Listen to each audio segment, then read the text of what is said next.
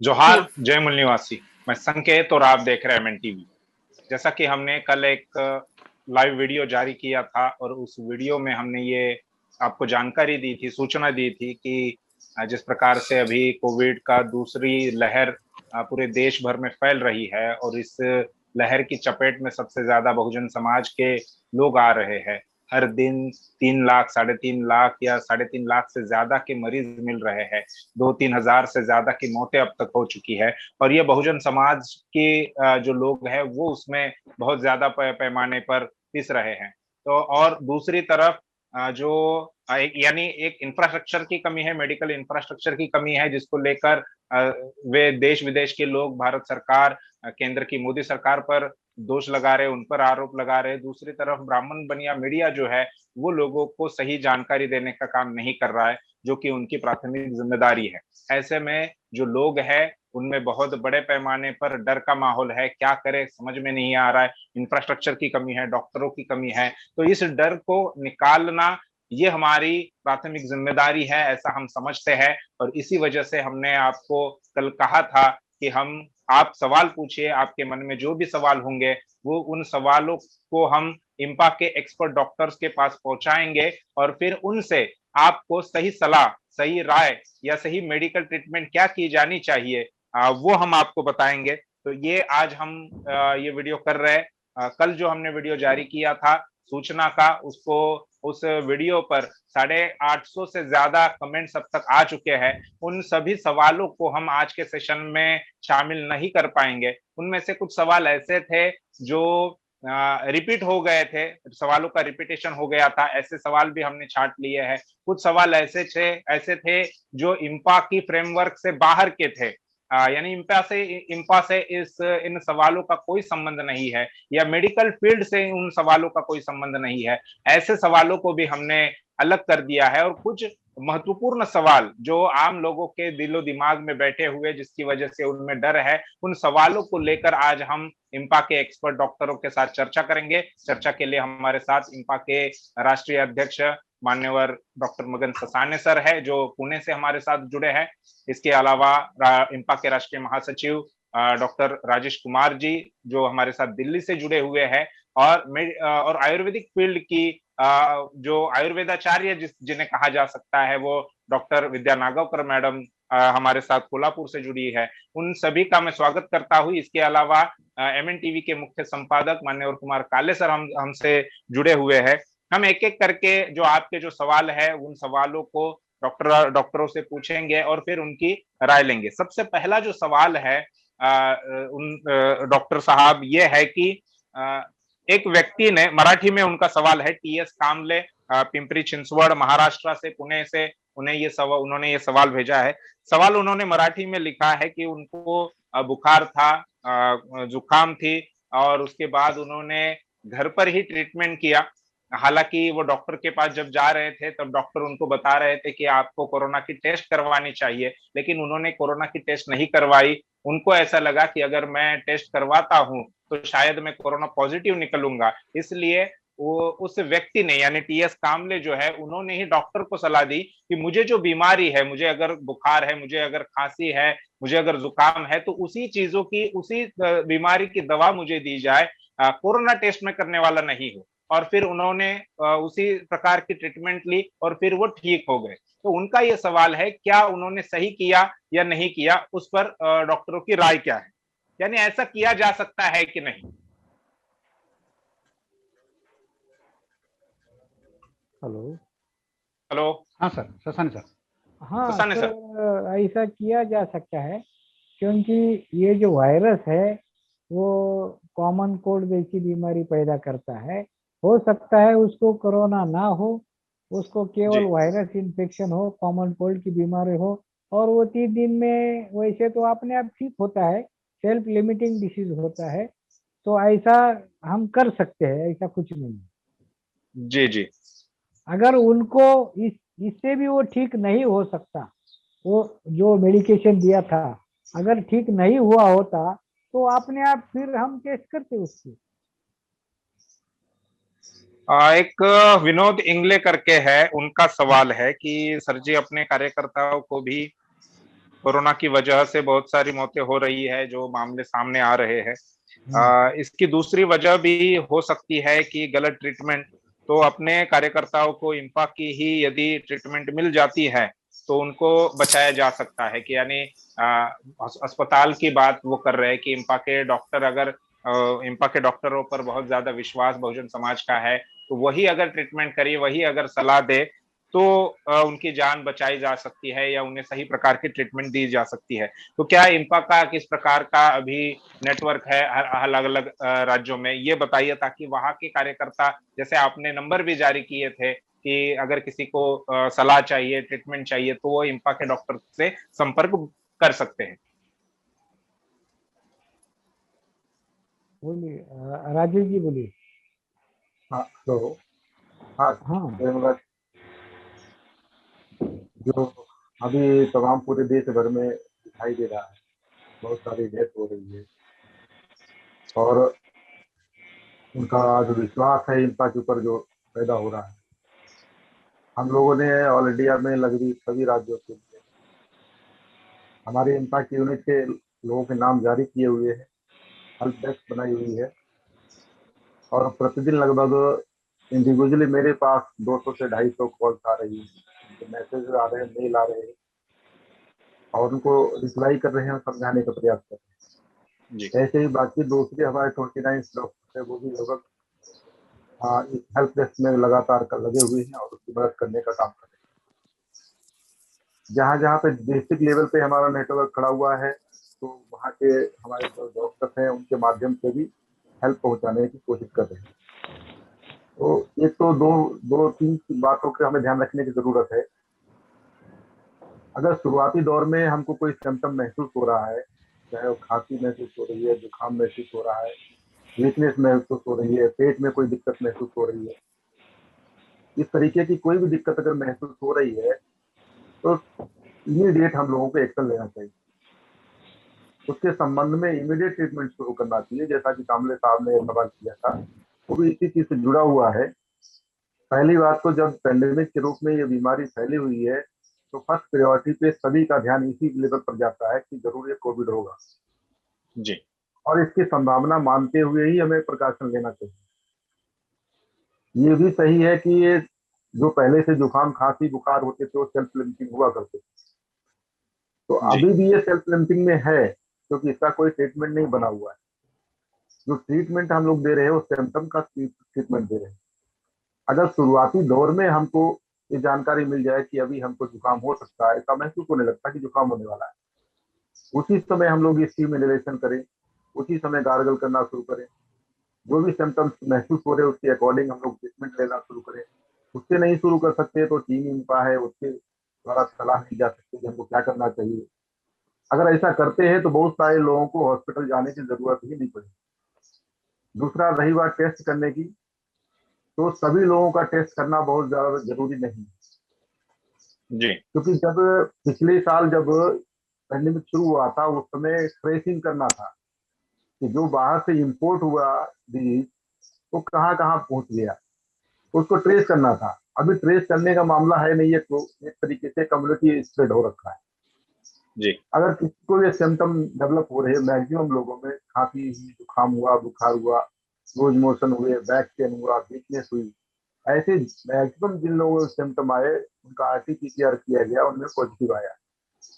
RTPCR पे 100% विश्वसनीयता नहीं की जा सकती, लेकिन 100% उसको इग्नोर भी नहीं किया जा सकता है।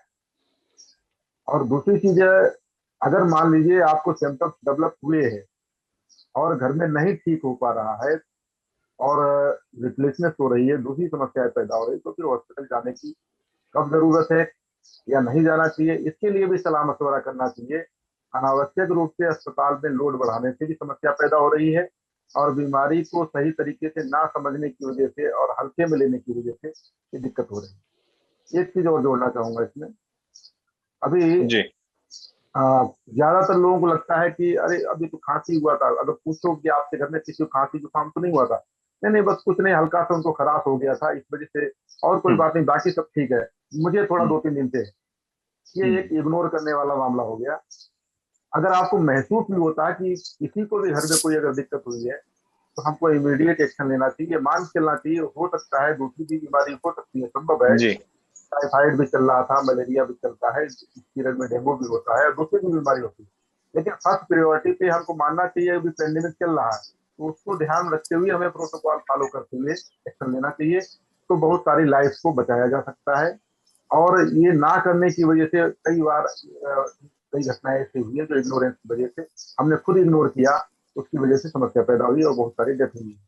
जी संजय जी। डॉक्टर साहब, जी उनका ये जो सवाल है इंग्लिश सर का, उसमें एक बात ये है कि अगर इम्पा की ट्रीटमेंट अगर मिल जाए तो हम लोगों की जान बचाने का काम कर सकते हैं। एक सवाल उसमें ये भी है कि अगर इम्पा के डॉक्टर्स के द्वारा अगर उनका ट्रीटमेंट किया जाए तो उनकी जान बचाने में हम लोग सफल हो सकते हैं। इसके बारे में क्या है? इसमें दो मुद्दे मैं कहना चाहूंगा। एक तो मुद्दा, जितने भी डॉक्टर हैं वो डॉक्टर कोई भी मारने का काम किसी मरीज को नहीं करता है, ये बात हमको अपने दिमाग में बैठा लेनी चाहिए। जी, ये बहुत बड़ी हॉस्पिटल लेवल पे अगर कोई प्रॉब्लम हो रही है वो मैनेजमेंट और पॉलिसी का मैटर। हम्म, अगर ऑक्सीजन की वजह से कोई मर रहा है उसके लिए डॉक्टर जिम्मेदार नहीं, हम्म, अगर वहाँ जी मेडिसिन अवेलेबल नहीं है उसके लिए डॉक्टर जिम्मेदार नहीं, अगर जी वहाँ पे डॉक्टर्स की मैन पावर कम है तो उसके लिए डॉक्टर जिम्मेदार नहीं है। हम्म, दिल्ली के मैं 2-3 हॉस्पिटल का, आज ही अभी दोपहर मेरी बात हुई, डिप्टी सेक्रेटरी है, आप तो महाराष्ट्र से बिलोंग करते हैं, अभी मिनिस्ट्री ऑफ केमिकल्स में है, हम्म, वो एडमिट है। हम्म, अब उस हॉस्पिटल में जब मैंने डॉक्टर से बात किया, जो बच्चे इंटर्न इंटर्न कर रहे हैं उनको आईसीयू ड्यूटी लगाया गया हुआ है, जो बच्चे जूनियर रेजिडेंसी कर रहे हैं उनको आईसीयू ड्यूटी लगाया गया हुआ है, उनकी अपनी लिमिटेशंस है, उन लिमिटेशंस के आधार पे ही वो चीजों को मैनेज कर सकते हैं। तो आप मेरिट के नाम पे लोगों को पोस्ट ग्रेजुएशन करने नहीं देते हो, नीट के नाम पे उसको निकाल देते हो, बोलते हो आप ओबीसी के हो, आप शेड्यूल कास्ट हो, शेड्यूल ट्राइब कास्ट हो, आप डॉक्टर पैदा नहीं होने देते हो, और जो डॉक्टर पैदा हो रहे हैं उनको उस लायक बनने नहीं दे रहे हो, तो कैसे आप कह सकते हो कि उनके ऊपर विश्वास किया जाए कि आप जो इंफ्रास्ट्रक्चर डेवलप कर रहे हैं। अब इंफ्रास्ट्रक्चर की वजह से प्रॉब्लम हो रही है, इसके लिए जो भारत का नागरिक है, जो लोगों को पहल करना चाहिए कि यहाँ पे जाति समुदाय का मुद्दा नहीं, जो भी लोग बच्चे हैं, अब ओबीसी के लोग ज्यादा संख्या में, शेड्यूल कास्ट के लोग ज्यादा संख्या में, शेड्यूल ट्राइब कास्ट के लोग ज्यादा संख्या में, या 80 से 90% लोग बोले जाते हैं, तो इन लोगों के लोग अगर ज्यादा संख्या में लोग हैं तो ज्यादा संख्या में लोग इनके आने भी चाहिए उसमें। इसमें मेरिट का मामला कहाँ हुआ? अगर उनको ट्रेनिंग दिया जाए, उनको एजुकेशन दिया जाए तो इस क्षेत्र को हो सकता है। अब वो बच्चे जो इंटर्न कर रहे हैं और जूनियर रेजिडेंसी कर रहे हैं, कम संख्या में है, उनके ऊपर लोड पड़ा हुआ है। कई जगह की जानकारी यहाँ तक दिया गया, अंडर ग्रेजुएट लड़कों तक की ड्यूटी लगा दिया गया, क्या मतलब बनता है? तो ये प्रॉब्लम है, इसलिए डॉक्टर कोई भी मारने का काम नहीं करता है। हो सकता है वो सवर्ण भी होंगे, वो भी मैं ऐसा मान चलता हूँ, एक दो हो सकते कोई जानबूझ करते हो, लेकिन मैं ऐसा मानता हूँ कि कोई भी जानबूझ कर डॉक्टर ऐसा नहीं करता, ये मिसमैनेजमेंट की वजह से है। दूसरा, इम्पा के ऊपर विश्वसनीयता इसलिए है कि इम्पा के साथ में जो नेटवर्किंग है, ये फुले साहू अम्बेडकर ने जो सिखाया कि हमको हमारे समाज, हमारे देश के लिए हमें समर्पित होना चाहिए, इस वजह से जो नेटवर्क खड़ा हुआ, ये डॉक्टर्स जो तैयार हुए इम्पा के साथ में, इन लोगों ने अभी इस कोविड पेंडेमिक पीरियड में पूरी तरीके से लोगों को सहयोग करने का प्रयास किया हुआ है।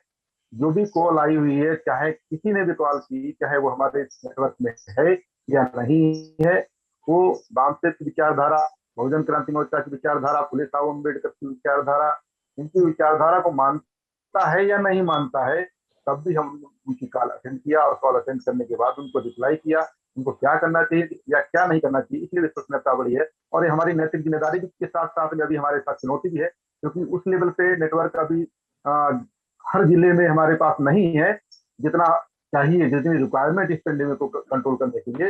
फिर भी लगभग अभी हर जिले में 1 या 2 मात्रा में हमारे पास जो भी नेटवर्क है डॉक्टर का, हम लोग उनको सहायता पहुंचाने का प्रयास कर रहे हैं। और जिन लोगों की हमसे अपेक्षा बन रही है, उन लोगों को चाहिए कि जो उनके जिले में बहुजन समाज के डॉक्टर्स हैं, SC ST OBC माइनॉरिटी को उनको नेटवर्क के दायरे में लाना चाहिए। अब ऐसा करते हैं वो लोग, तो मुझे लगता है आने वाले समय में इससे बड़ी भी कोई भी अगर समस्या आएगी, हम लोग इस चुनौती को सब आसानी से हल करने में सफल होंगे। फिर भी जो भी हमारे पास नेटवर्क है, उसके माध्यम से सभी लोगों को हम लोग अपनी सहायता देने के लिए तैयार हैं। बाकी आके राष्ट्रीय अध्यक्ष जी बैठे हुए हैं, उसके बारे में कुछ कह सकते हैं।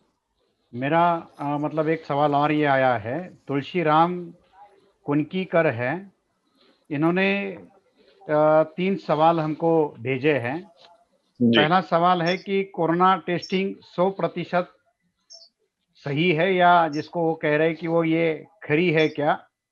दूसरा, कोरोना काल में दूसरी बीमारियां खत्म हुई हैं क्या? ये सवाल बार-बार सोशल मीडिया के द्वारा भी उठाया जाता है। और तीसरा है, किसी को कोई बीमारी नहीं है तो फिर लोग मर क्यों रहे? मैं शशानी सर से इसके बारे में और आपसे भी इसके बारे में जानकारी लेना चाहूँगा।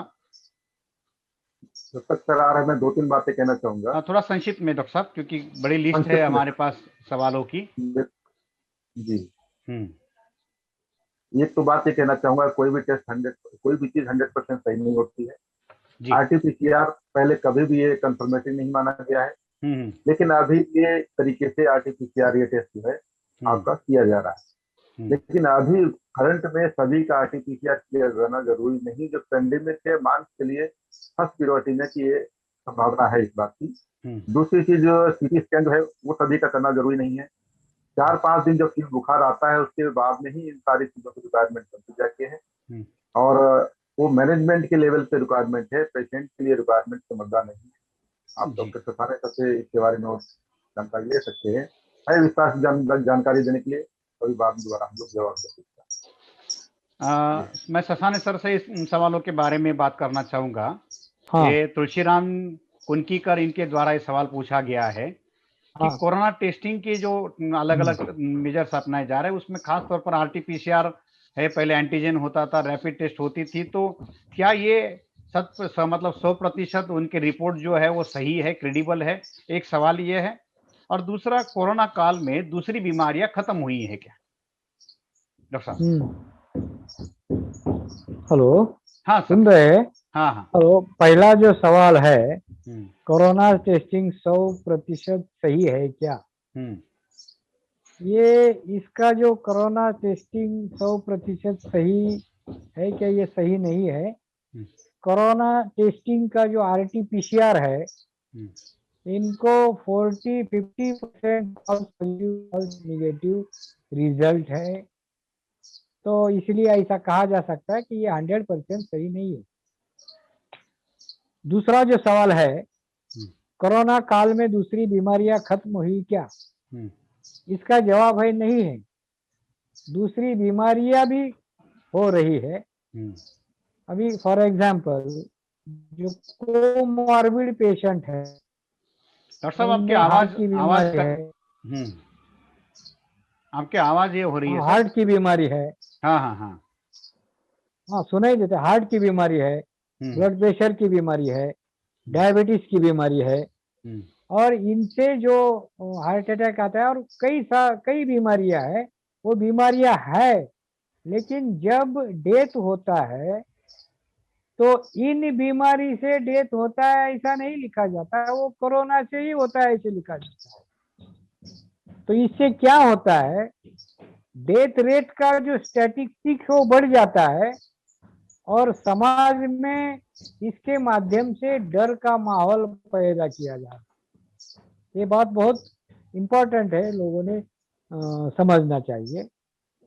तो दूसरा सवाल का जवाब है, ये दूसरी भी बीमारी है, हुँ। लेकिन जैसा कि बहुजन समाज का अकाउंट ब्राह्मणों के अकाउंट पर है, वैसा दूसरे बीमारी का अकाउंट भी कोरोना के नाम पे जा रहा है। नहीं सर, इसमें एक सवाल का तो ये इस लाइन जो है ना, तरीके से हो रहा है। डॉक्टर साहब, इस सवाल का जो हाँ मतलब लाइन जो है कि हाँ क्या जिनको पहले से ही कोई दूसरी बीमारियां है, जैसे हार्ट पेशेंट है, हाँ शुगर के पेशेंट है, या हाँ जिनको ब्लड प्रेशर है, या दूसरे अन्य कोई बीमारी है, उन ऐसे हाँ लोगों की कोरोना की वजह से या संक्रमण होने की वजह से जान का जोखिम होने का खतरा ज्यादा है क्या? ये सवाल का उनका तर्क था। हाँ, हाँ, इन ये कोमॉर्बिड पेशेंट है। हाँ, हाँ। तो इनको अगर कोरोना का संक्रमण हुआ तो डेफिनेटली इनको कोरोना काल में इनका ज्यादा संभावना है ज्यादा होने की, हाँ, क्योंकि वो इनको मॉर्बिडिटी के लोग ही 80% कोरोना के जो पेशेंट है, 80% they die because of not corona but because of corona with comorbidity. या तो गंभीरता बढ़ती है कोमॉर्बिडिटी से और जी। उनकी मौत हो जाती है। तो इस तरह से है वो दूसरा सवाल। तीसरा जो है, किसी को कोई बीमारी ही नहीं है फिर क्यों मर रहे हैं। अभी इसमें ऐसा हो सकता है कि किसी को कोई बीमारी ही नहीं है, ये सवाल सही नहीं है। हाँ सर, हाँ। क्योंकि मैं ऐसा क्यों कह रहा हूँ, बीमारी भी होती है लेकिन हमारे बहुजन समाज में हेल्थ के बारे में बहुत कम अवेयरनेस है सोसाइटी। बीमारी भी उसको होती है तो भी उसको पता नहीं होता। तो ऐसे बहुत सारे हिडन केसेस होते हैं, यानी कि हिडन कोमॉर्बिड ऐसा कहा जा सकता है। तो मरने में इनका भी बीमारी ज्यादा होने में ये अवेयरनेस का मामला है, हेल्थ अवेयरनेस का मामला इसमें बहुत इम्पोर्टेंट है।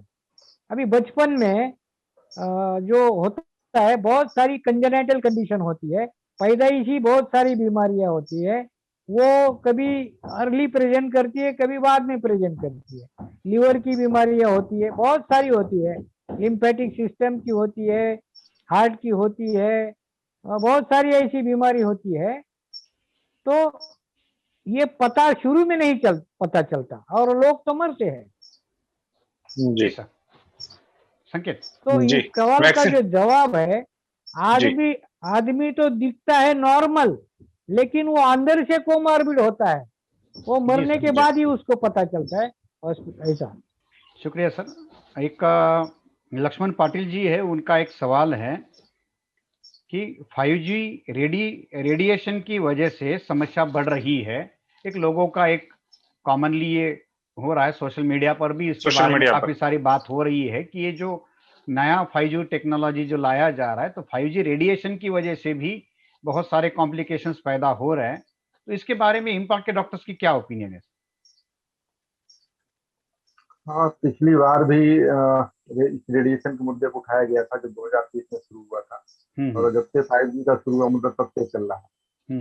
लेकिन इसका एविडेंस अभी तक कहीं नहीं आया। इवन जो ब्रिटेन में इसके ऊपर जो मुद्दा उठा था, वहां तो उन लोगों ने कंडम कर दिया इसको, इसकी वजह से कुछ भी नहीं। कई लोगों के ऊपर इसके विरुद्ध में FIR भी हुई है।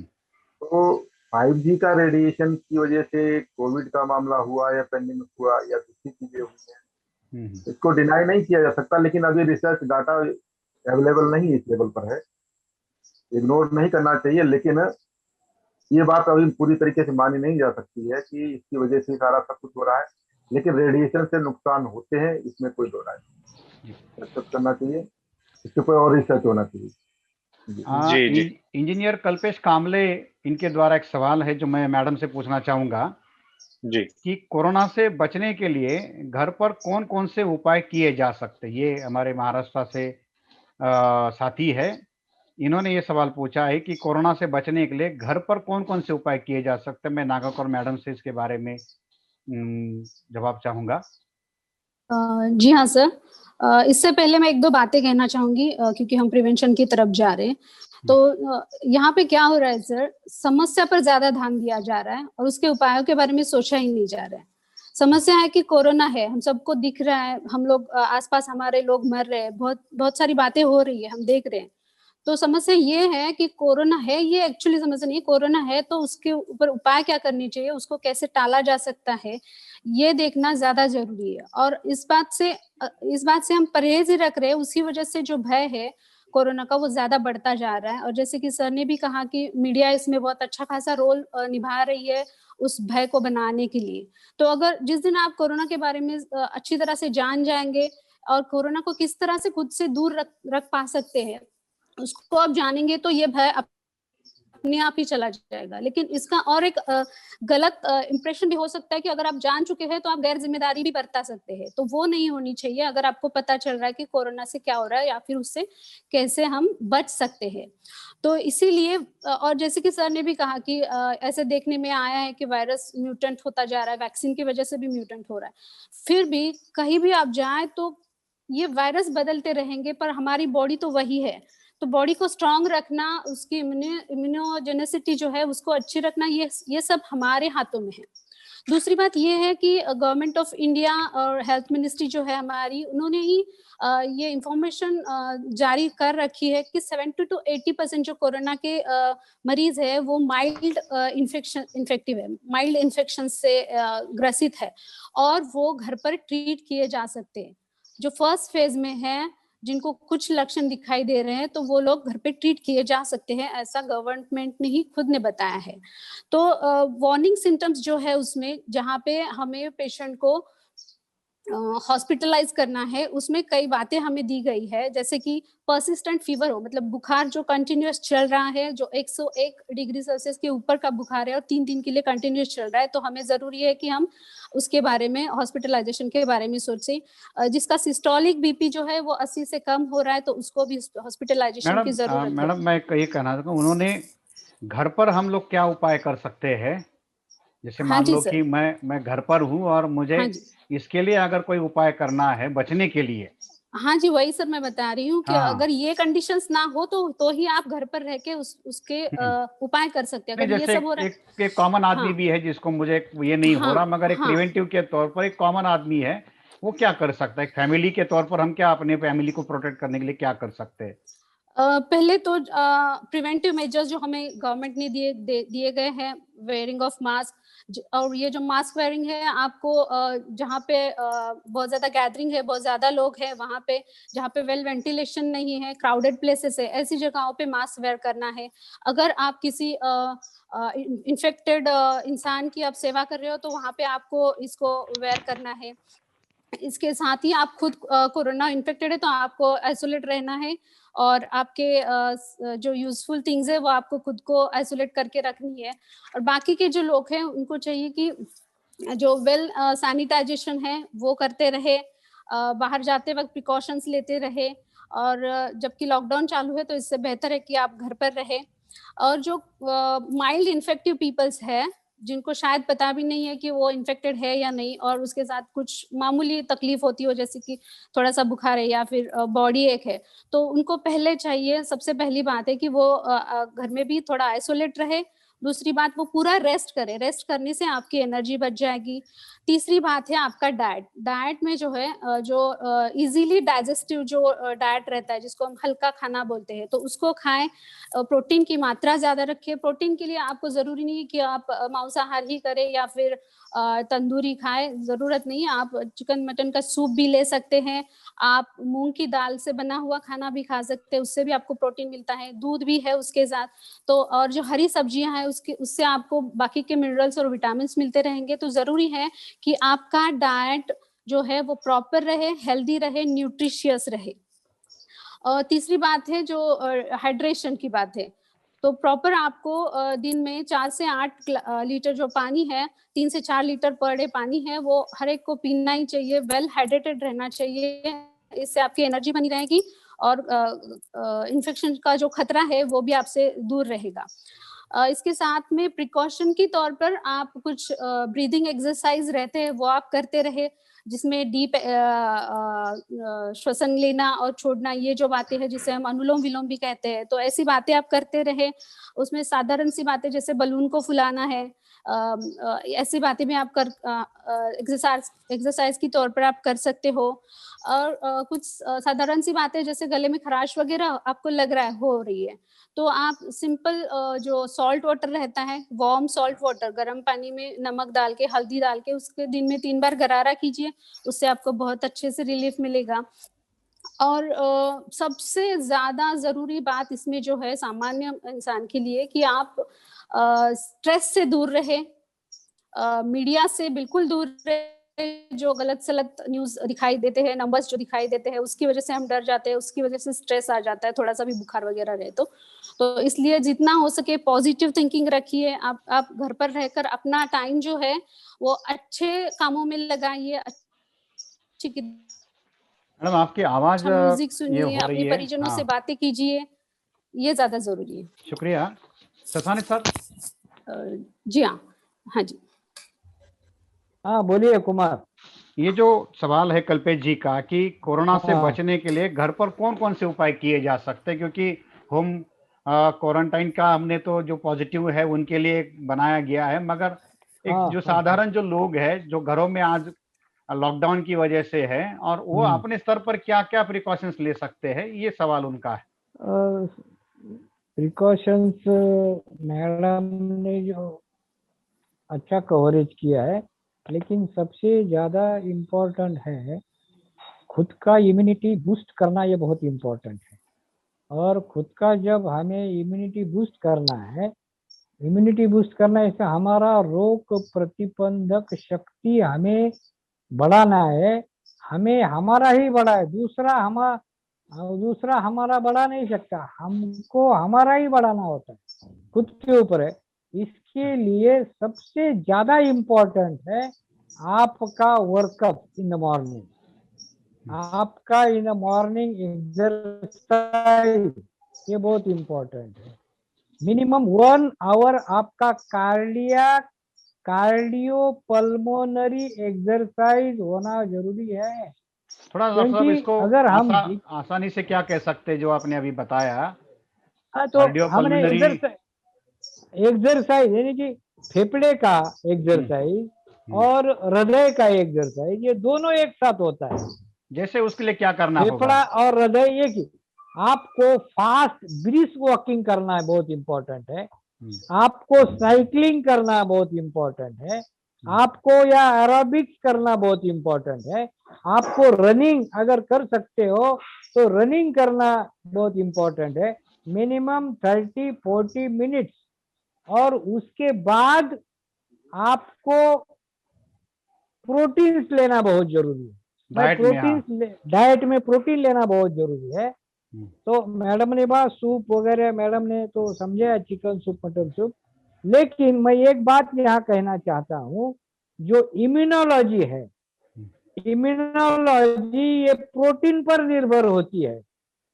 क्योंकि जब वायरस, ये एंटीजन हमारे शरीर में घुसता है, वायरस ये एंटीजन है, और एंटीजन हमारा शरीर उसके विरोध में एंटीबॉडी तैयार करता है। तो एंटीजन भी प्रोटीन ही होता है और एंटीबॉडी भी प्रोटीन ही होता है। तो हमारे शरीर में अच्छे प्रोटीन की कमी नहीं होना चाहिए, ये बहुत इंपॉर्टेंट है। और प्रोटीन आपको खाना होगा इन एनी फॉर्म, प्लांट प्रोटीन खाओ और एनिमल प्रोटीन खाओ, आपको जो पसंद है वो खा सकते हो। बस इतना। Exercise is very important. आपने डेली हार्ट का और फेफड़े का एक्सरसाइज करना चाहिए। इसमें एक मुद्दा और है, हमारा जो फेफड़ा है, फुफ्फुस है, हम 100% यूज नहीं करते। जो फेफड़े का जो भाग यूज नहीं होता, उधर बीमारी ज्यादा तैयार होती है। इसीलिए वर्कआउट करने से क्या होता है, 100% आपका जो फेफड़ा है वो फूल जाता है। उसका उधर हवा पहुंचती है, उधर हवा ऑक्सीजन पहुंचता है, तो उधर डिसीज होने की संभावना कम है। ये होना बहुत जरूरी है। और ऑल फॉर्म ऑफ निमोनिया, जो फेफड़े की बीमारी है, जो फेफड़े का भाग बहुत कम यूज होता है और कुछ भाग नहीं यूज होता है, वही बीमारी ज्यादा शुरू होती है। ये अवॉइड करने के लिए आपको एक्सरसाइज, विगरस एक्सरसाइज बहुत इंपॉर्टेंट है, अगर आप कर सकते हो तो। ठीक सर, संकेत। बस इतना ही मैं कहना चाहता हूँ। जी, सुमेश मेश्राम, इनका एक सवाल है। आपने अभी फेफड़े और हार्ट की जो बात की उसी को लेकर उनका सवाल है कि सांस लेने में दिक्कत आ रही है तो क्या करें? राजेश जी। जी हाँ राजेश जी बोलिए। सांस लेने में दिक्कत हो रही है, जैसा सर ने पहले बताया। तो अभी जब करंट में आ रही सांस लेने में दिक्कत, तो कोई न कोई दूसरी डिफिकल्टीज भी अगर है पहले से, उनको आइडेंटिफाइड करने की जरूरत पड़ेगी, ये है। और अगर वो सिम्टम्स कोविड के लेवल पे सस्पेक्ट कर रहे हैं तो उनका ऑक्सीजन सेचुरेशन क्या है उसको चेक करना चाहिए, इमीडिएट चेक करना चाहिए। अगर ऑक्सीजन सेचुरेशन कम है तो उनको ऑक्सीजन लेना पड़ेगा। अगर ऑक्सीजन सेचुरेशन कम नहीं है और फिर भी सांस लेने में डिफिकल्टी हो रही है, तो पहले से जो एग्जिस्टिंग बीमारियां उनके बारे में भी सोचना पड़ेगा, क्योंकि बहुत सारे सीओपीडी है और ब्रोंकाइटिस है, उनकी वजह से भी होता रहे, ये सारी समस्याएं होती हैं। इन्होंने स्पष्ट सवाल नहीं किया हुआ है, सांस में दिक्कत के लिए हो रही है, वो कब से दिक्कत हो रही है और कोई सिम्टम एसोसिएटेड है या नहीं है। अगर वो जानकारी सारी डिटेल में देते तो हम उनको ज्यादा अच्छी तरीके से समझा सकते थे। अभी उनको केवल ये करना चाहिए, अपना ऑक्सीजन लेवल चेक करना चाहिए। अगर ऑक्सीजन लेवल कम है तो ऑक्सीजन लेने की आवश्यकता पड़ेगी, और अगर ऐसा नहीं हो तो सिंपल एक्सरसाइज है और ब्रोंकोडायलेटर्स वगैरह लेकर उसको वो सही कर सकते हैं। इमीडिएट कंसल्ट करना चाहिए डॉक्टर। डॉक्टर साहब, एक सवाल ये अनंत मालगे महाराष्ट्र पूना से है। इनका सवाल है कि कोरोना के क्या क्या लक्षण हैं और अभी तक लोगों को लक्षण ही पता नहीं है। तो एक सवाल जो है कॉमनली कि भाई किस चीज को कोरोना माना जाए, खांसी भी आए जुकाम भी आ जाए तो लोग उसको कोरोना मान रहे हैं। तो ये क्या मतलब उसके क्या क्या लक्षण हैं? लक्षण के संदर्भ में अलग अलग लोगों को अलग अलग लक्षण हो सकते हैं, क्योंकि जुकाम होना, खांसी होना, गले में खराश होना, बुखार आना, ये जो रेस्पिरेटरी सिम्टम्स आ रहे थे, इसके अलावा भी कुछ सिम्टम्स सभी लोगों में जो नोटिस किए गए उनमें से कोविड पॉजिटिव आए और आरटीपीसीआर के साथ साथ में दूसरे इन्वेस्टिगेशन है वो भी पॉजिटिव मिले। तो वीकनेस होना, भूख नहीं लगना, स्मेल नहीं आना और बैक पेन होना, ये कई सारे इस तरीके के लक्षण आए हैं जिनमें कोविड पॉजिटिव पाया गया और उनका ट्रीटमेंट करने के बाद कुछ लोग ठीक हुए, जो लोग लेट हो गए उनको अपने जान से भी हाथ धोना पड़ा। तो हमको करना, एक इसमें जोड़ दे रहा हूँ, केवल सवाल उनका इतना ही था लेकिन मैं ये जोड़ देना चाहता हूँ, ऐसे कोई सिम्टम महसूस होते हैं तो इमीडिएट एक्शन लेना चाहिए। अगर इमीडिएट एक्शन लेते हैं तो ये सारी बीमारी सिंपल है। अगर हम डिले करते हैं तो यही बीमारी आपकी कॉम्प्लिकेटेड हो जाएगी, जिसको आप सही नहीं कर सकते। ये फिर डेंजरस महामारी चल रही है, उसमें आप उसकी चपेट में। जी संजय जिप्सी, इनका एक सवाल है, बिना लक्षण टेस्ट क्यों कराए जा रहे हैं? जरूरत ही नहीं है जी, बगैर लक्षण के टेस्ट करने की जरूरत ही नहीं है। ये टेस्ट करने की जरूरत तब थी जब पहली बार भारत में इधर महामारी डिक्लेयर होने के बाद में ये माहौल बना था, लॉकडाउन घोषित करने की कोशिश किया गया तो जो लोग बाहर से इंपोर्ट हो रही थी डिजीज, उस समय जरूरत थी। अभी मास में टेस्टिंग की जरूरत नहीं है। कम्युनिटी स्प्रेड का मतलब है सिम्टम्स आ रहे हैं उसके अनुसार हमें ट्रीटमेंट के लिए आगे बढ़ना चाहिए। रिक्वायरमेंट फिर इन्वेस्टिगेशन है उसके आधार पर करना चाहिए। केवल आरटीपीसीआर मुद्दा नहीं है, हमको डी डाइमर है और इसके अलावा में सीपीआर है और साथ साथ में साइटोकाइनिन भी टेस्ट करने पड़ते, 5-6 दिन निकल जाए उसके बाद में अगर फिजिकल कंडीशन है तो, और सीटी स्कैन भी टेस्ट करना पड़ता है। इसके अलावा कुछ रूटीन इन्वेस्टिगेशन है वो भी करने पड़ते हैं। ये रिक्वायरमेंट मेडिकल ट्रीटमेंट मैनेजमेंट के संदर्भ में, तो डायग्नोसिस करने के लिए इनिशियल स्टेज में सभी का कंपलसरी रूप से टेस्ट किया जाना ये जरूरी नहीं, मेरा ऐसा मानना। जी सर, एक रवि वानखेड़े है, इनका एक सवाल है, अगर कोरोना इतना खतरनाक है तो उन्होंने उसके आधार पर एक सवाल पूछा है कि सवाल यह है कि लोग घरों में मरने की बजाय हॉस्पिटल्स में क्यों मर रहे हैं? हॉस्पिटल में देर में पहुंच रहे हैं इसलिए मर रहे हैं। नहीं, उनका हॉस्पिटल में देर में पहुंच रहे हैं, एक तो इस वजह से मर रहे हैं। दूसरा, वहां पे मिस मैनेजमेंट हो रहा है। जिस व्यक्ति को बेड नहीं मिल रहा है, आप यकीन करिए गुड़गांव में मेदवांता हॉस्पिटल के सामने जो पहले एक्स एम्बेसडर थे, ठीक है, उनके लिए हेल्थ मिनिस्ट्री से भी वो बाहर 5 घंटे इंतजार करते रहे, 5 घंटे तक वो पार्किंग में वेट करते रहे। पत्नी उनका रिक्वेस्ट करती रही कि उनको एडमिट किया जाए, इनकी रिक्वायरमेंट है, वो मर जाएंगे। तो ये मिसमैनेजमेंट की, हॉस्पिटल में थोड़ी मरे, ये हॉस्पिटल की वजह से नहीं मरे। जो मिसमैनेजमेंट है, जो इंफ्रास्ट्रक्चर है उस लेवल पे डेवलप नहीं है, उसकी वजह से डेथ ज्यादा हो रही है। जैसा अभी मैडम पहले शुरू में बताया कि 70-80% लोगों में माइल्ड डिजीज है, तो ये लोग रिकवर हो सकते हैं। इनिशियल स्टेज में सिम्टम पता चलता है तो मैनेजमेंट हो सकता है घर पे ही। अगर कोई लेट में बात पता चल रही, वहां पे डिफिकल्टी हो रही, या लेट एक्शन हमने लिया उसमें डिफिकल्टी हो रही, ये तो मामला हो रहा। दूसरा, किसी में अगर सीवियर या मॉडरेट रेट की डिग्री की जो बीमारी हुई भी है तो ऐसे लोगों को इमीडिएट ट्रीटमेंट मिलना चाहिए, हॉस्पिटलाइजेशन होना चाहिए। उस लेवल की व्यवस्था किया नहीं गया। हॉस्पिटल बड़े बड़े बनाए गए हैं लेकिन वहां पर ऑक्सीजन नहीं है, वेंटिलेटर नहीं है, और ये चीजें हैं तो उनको चलाने वाले लोग टेक्नीशियन नहीं है, और उस लेवल पर हमने डॉक्टर नहीं पैदा हुए, ना पैदा होने दिए। आप एक एमबीबीएस जो लड़का कर रहा है उसको पोस्ट ग्रेजुएशन क्यों नहीं करने दे रहे? कंपलसरी सभी को पोस्ट ग्रेजुएशन करवाओ ना। आप मैक्सिमम लोगों को मेडिकल में क्यों नहीं जाने देते?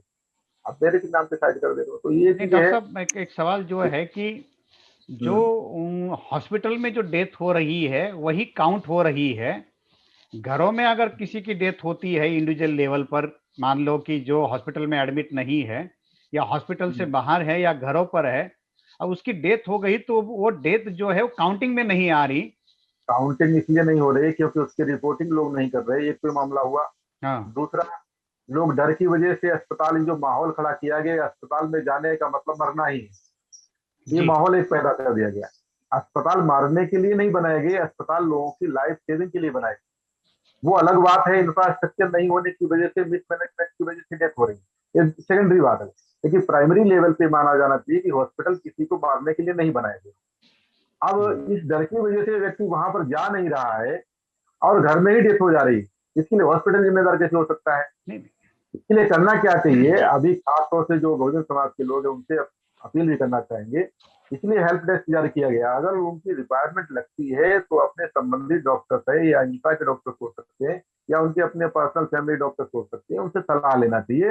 हॉस्पिटल में जाना है या नहीं जाना है, कब जाना चाहिए, और प्राइमरी लेवल पे जैसे सिम्टम आता है उस समय अपना ट्रीटमेंट करना चाहिए। घर में डेथ होना ये अपने आप में हमारी तरफ से भी इग्नोरेंस हो गया ना, कि हम जाने नहीं चाहते अस्पताल।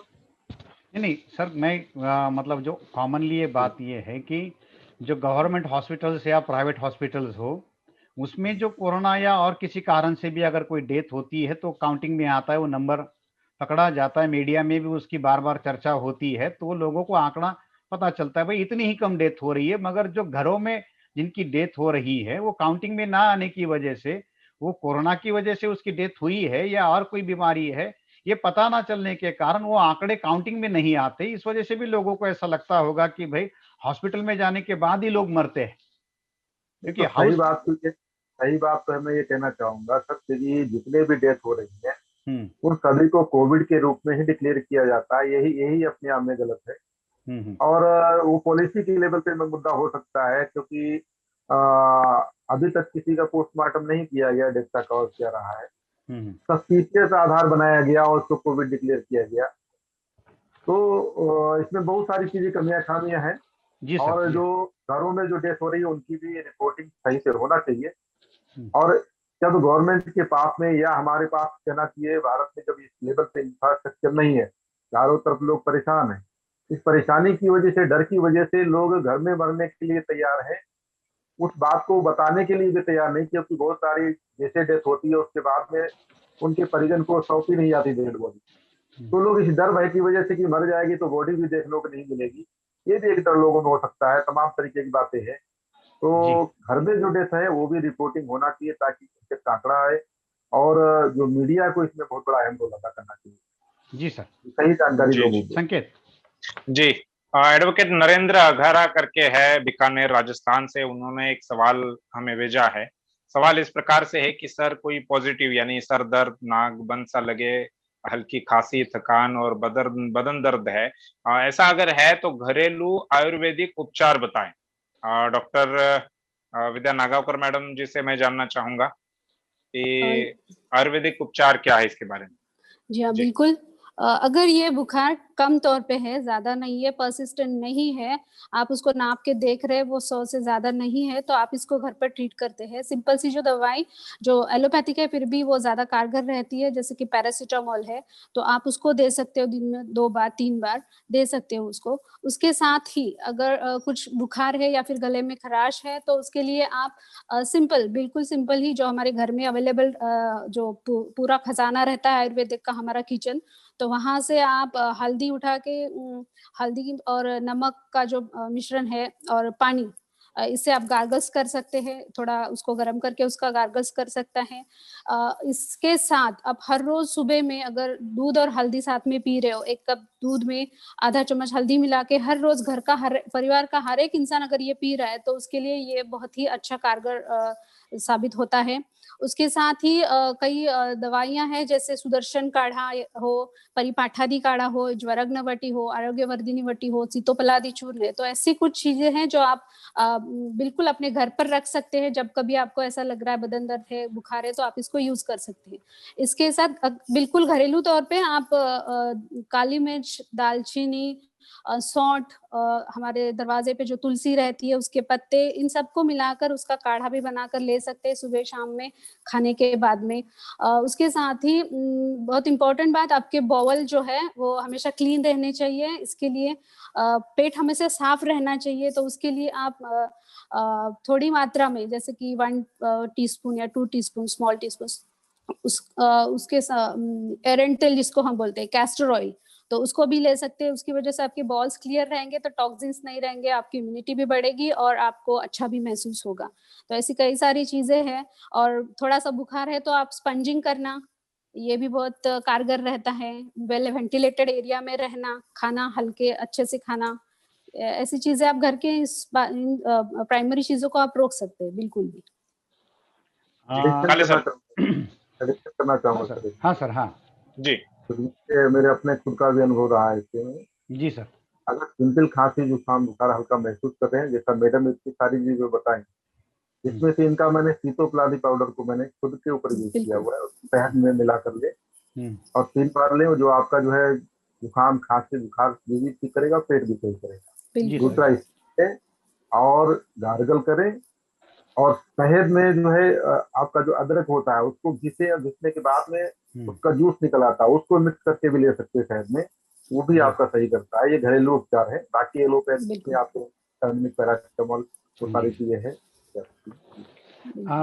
हीरालाल वर्मा जी का एक सवाल है कि कोरोना बीमारी की दवा नहीं है तो उसका इलाज कैसे हो रहा है। मैं ससानी साहब से इसके बारे में जानकारी चाहूंगा।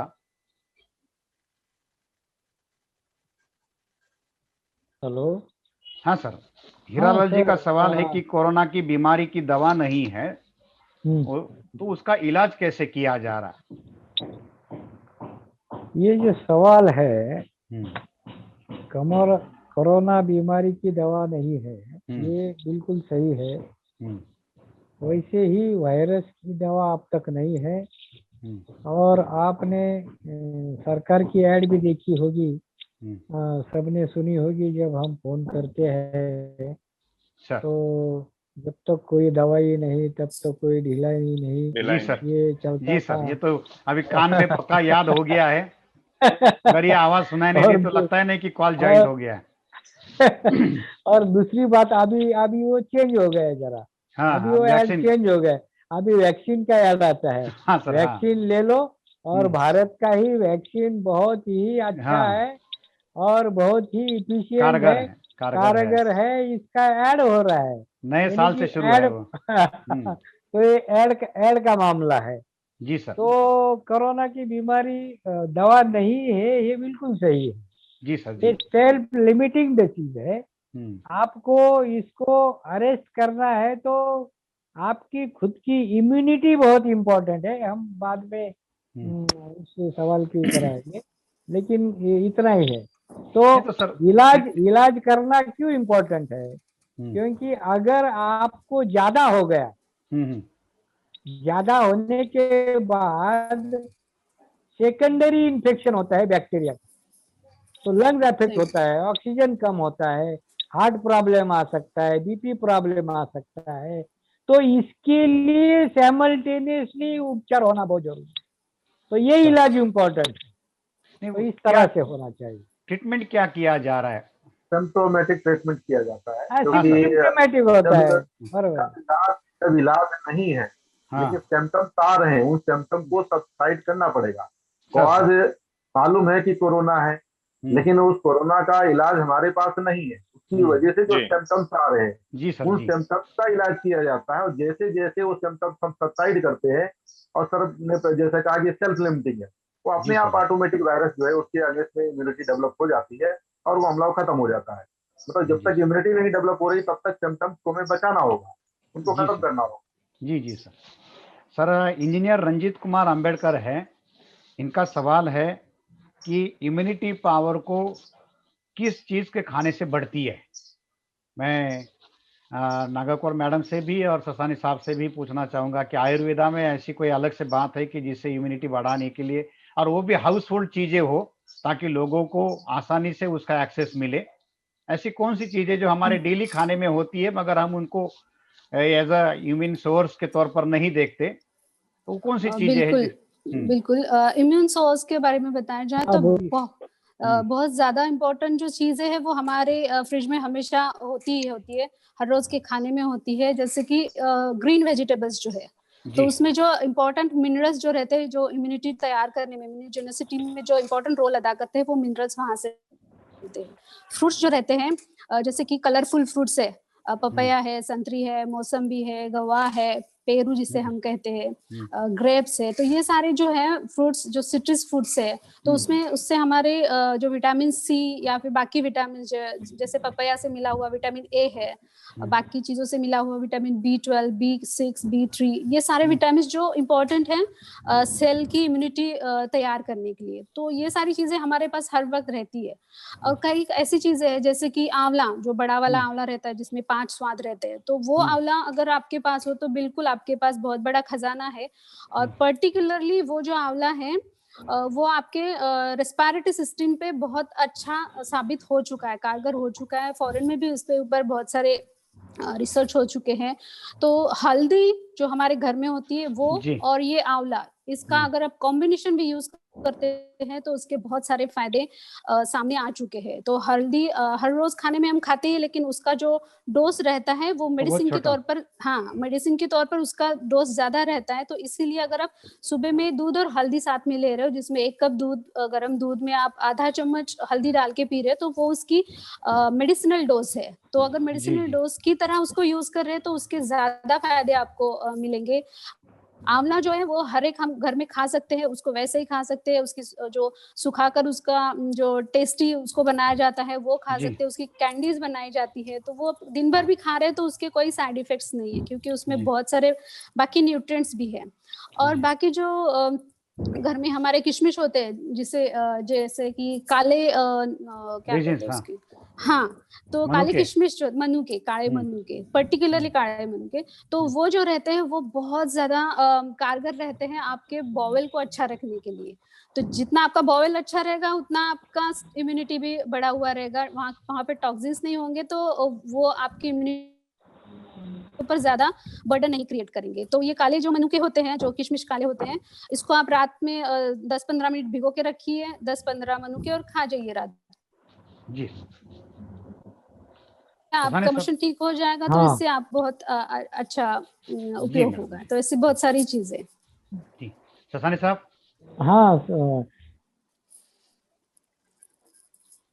इम्यून सिस्टम को या इम्यूनिटी पावर को किन चीजों के खाने से बढ़ता है? हमने जो कहा वो बिल्कुल सही है। मैं सिर्फ ऐड करना चाहता हूँ कि ये इम्यूनिटी, ये एंटीबॉडी होता है और प्रोटीन होता है। तो protein in any form, whether it is a vegetable protein और whether it is animal protein, protein खाना इम्पोर्टेंट है। इसमें soup, mutton soup, chicken soup, fish soup, अभी नया बहुत इम्पोर्टेंट है मशरूम। ये मशरूम का भी रोल बहुत इम्पोर्टेंट है। और मशरूम में बहुत सारी, सर आपकी आवाज ये हो गई, डिस्कनेक्ट हो गई। लोग गांव देहात में रहते हैं, उनको क्या बहुत सारा करना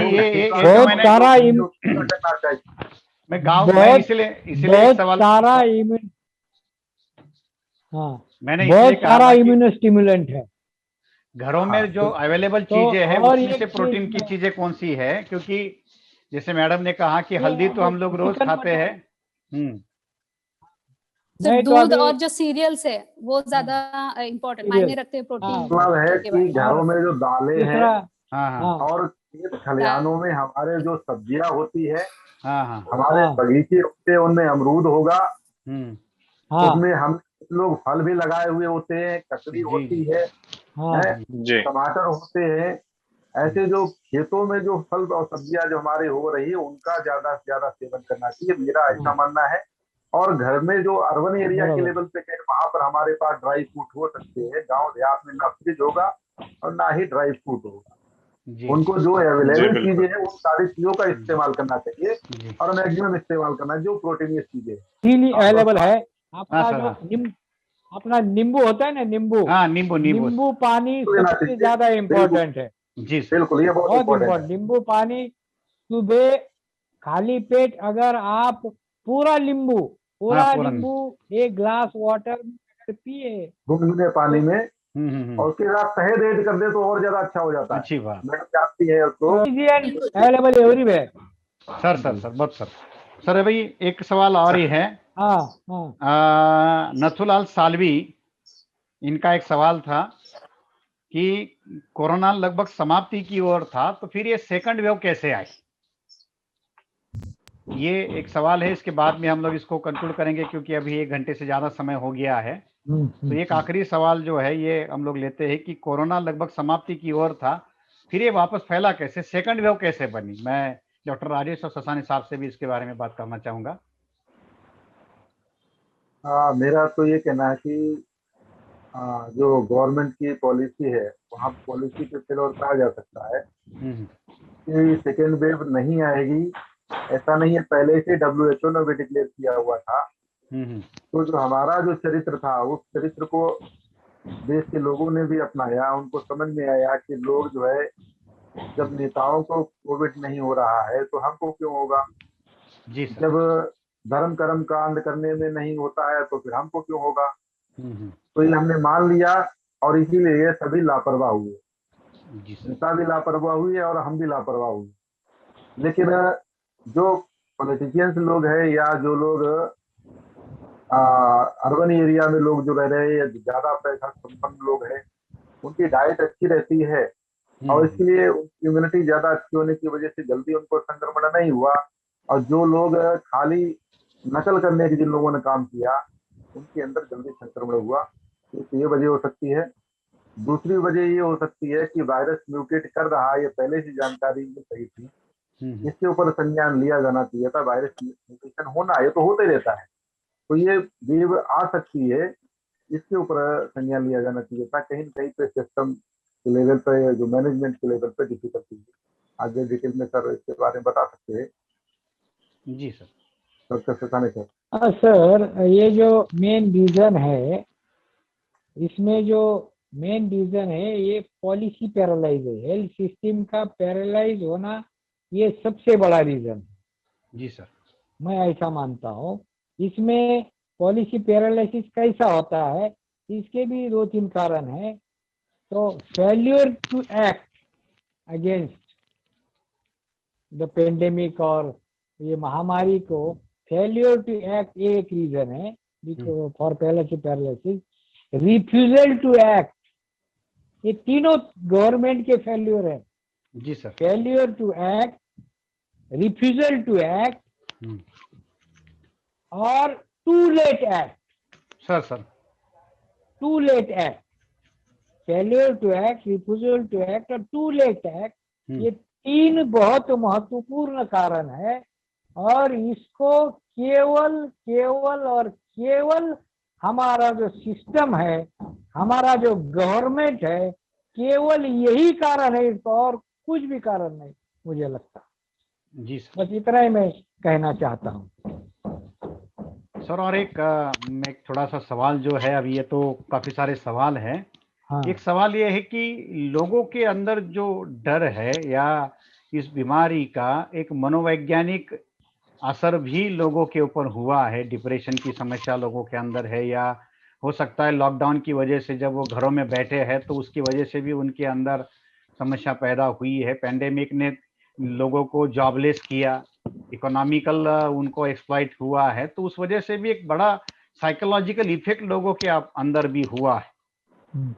और इसका भी बहुत बड़े पैमाने पर असर दिखाई दे रहा है कि काफी सारे ऐसे मामले आ रहे हैं। मैं परसों एक रिपोर्ट पढ़ रहा था तो बेंगलोर से खबर थी कि साइकेट्रिक केसेस का जो परसेंट है वो काफी बढ़ गया है, डिप्रेशन के अलग अलग मामले अलग अलग लेवल के सामने आ रहे हैं। तो ये क्या मामला है, इसके क्या कारण है? डिप्रेशन के मामले आ रहे हैं सामने। ये तो लॉकडाउन की वजह से और गवर्नमेंट का पूरा सिस्टम फेल्यूर, जॉबलेस हो गए ना लोग। जी सर। जॉबलेस हो गए, घर में बैठे हैं, ये बहुत बड़ा कारण है।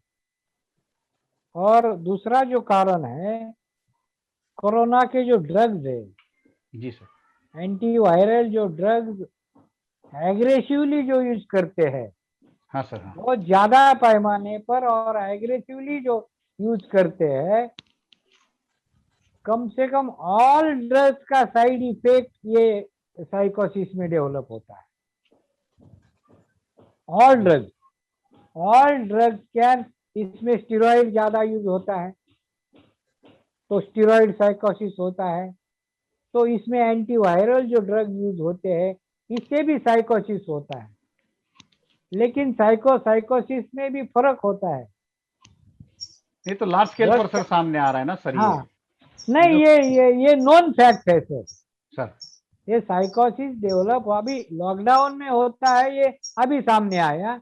लेकिन ड्रग इंड्यूस साइकोसिस होता है, लेकिन कभी होता है ज्यादा पैमाने पर अगर ड्रग यूज करे तो ये होता है। जी सर, नहीं तो रूटीन में नहीं होता है। डॉक्टर राजेश साहब, और दूसरा जो होता है, कभी कभी ऐसा होता है हर आदमी साइको होता है, वैसा मान लिया जाए तो हर आदमी कौन से तो भी इसमें साइकोलॉजिकल प्रॉब्लम होता है, तो ड्रग्स में, बीमारी में उसको ज्यादा बढ़ावा मिलता है, ऐसा भी होता है। जी सर, ये बहुत सर का जो इम्पोर्टेंट कहना है। है, जो लोग बीमार लोग हो गए उनको दवाई दी जा रही है, उनमें जो साइकोसिस डेवलप हो रही है उसके संदर्भ में बता। जिनको बीमारी नहीं हुआ, हाँ सर, हाँ, मैं वो भी हो रहे हैं, उससे भी साइकोसिस डेवलप है। अब जब ये घर में हम बैठे हुए लगातार, जी सर, और मेन स्ट्रीम मीडिया जो घर में सबके घर में होता है, टेलीविजन और अखबार, जिसमें जो खबरें आती है वो सही तरीके की खबरें नहीं होती है। वो प्रो सिस्टम या प्रो गवर्नमेंट या कहना चाहिए जो वो लोगों को बताना चाहते वो बता रहे हैं। प्रो कोरोना खबरें होती है। हाँ, प्रो ऐसा भी कह सकते हो। प्रो कोरोना खबरें होती है, प्रो कोविड खबरें होती है, प्रो कोरोना। पोस्ट सर कुछ रिसर्च हो चुकी है। जी मैडम, पहले जो जानकारी दी जानी चाहिए, लेवल पे दी जानी चाहिए। जी सर, इसके बारे में एजुकेशन दिया जाना चाहिए लोगों को कि अगर बीमारी हो रही है तो उसके क्या क्या कारण है, उनको कैसे कंट्रोल किया जा सकता है। दूसरा, जो भी इंफॉर्मेशन है वो एथनेटिक होनी चाहिए, ना कि जो मन मर्जी का एकदम से। अगर किसी ने शुरू में जब वैक्सीन लगाया गया, वैक्सीन लगाते ही किसी सिम्टम डेवलप हुआ, तुरंत मीडिया ने खबर दिया कि नहीं, ये वैक्सीन की वजह से नहीं हुआ। आपने उसके ऊपर कोई रिसर्च नहीं किया, आप डायरेक्ट ऐसे कैसे कह सकते हो? रिसर्च होना चाहिए पहले उसके बारे में। दूसरा, अगर किसी को कोई परेशानी हो रही है, उसके ऊपर रिसर्च नहीं किया और ये एकदम से बोल दिया गया, तो ये कैसे कहा जाएगा वैक्सीन जो है पूरी तरीके से सही है, या दूसरी मेडिसिन उसकी समस्या जो हो रही है।